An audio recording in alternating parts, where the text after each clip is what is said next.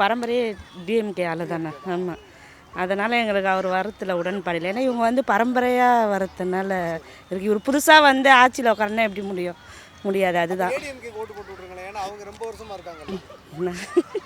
இல்லை சார், இல்லை நான் என்ன கேட்குறேன்னா, நீங்கள் என்ன சொல்கிறீங்க, இவர் புதுசாக தானே வர்றாரு, இவருக்கு என்ன தெரியுங்கிறீங்க. ஆமாம், ஏடிஎம்கே ஓட்டு போட்டு விட்டுருங்க.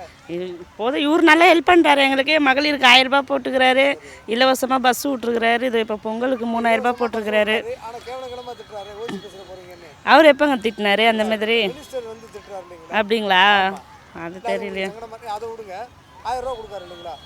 ஓட்டு போட வரும்போது எல்லாத்துக்கும் 1000 ரூபான்னாரு. ஆனால் எல்லாத்துக்கும் 1000 ரூபா கொடுக்கலையே. அப்படி இல்லை, அந்த என்ன கிடைக்குது. ஆனால் எங்கள் வீட்டில் எங்கள் அம்மா அக்கா தங்கச்சி கிடைக்கல. எங்கள் வீட்டில் எங்கள் அம்மாக்கே கிடைக்கல. ஆமாம், எனக்கு இவங்க சரியாக பண்ணுறாங்க, அதனால அவங்களுக்கு ஓட்டு போடுவேன்னா சரி. ஆமாம். அது அப்படி விஜய்க்கு இப்போ ஓட்டு போடுறதுனால அவர் சரியாக பண்ணுறாருன்னு ஒன்றும் இல்லையே. ஏடிஎம்கே ஓட்டு போடுங்க. சரி, போட்டு பார்க்கலாம் இந்த வருஷம். சீமான் இருக்கார், சீமானுக்கு சரி, யாருன்னா ஒருத்தருக்கு போட்டு.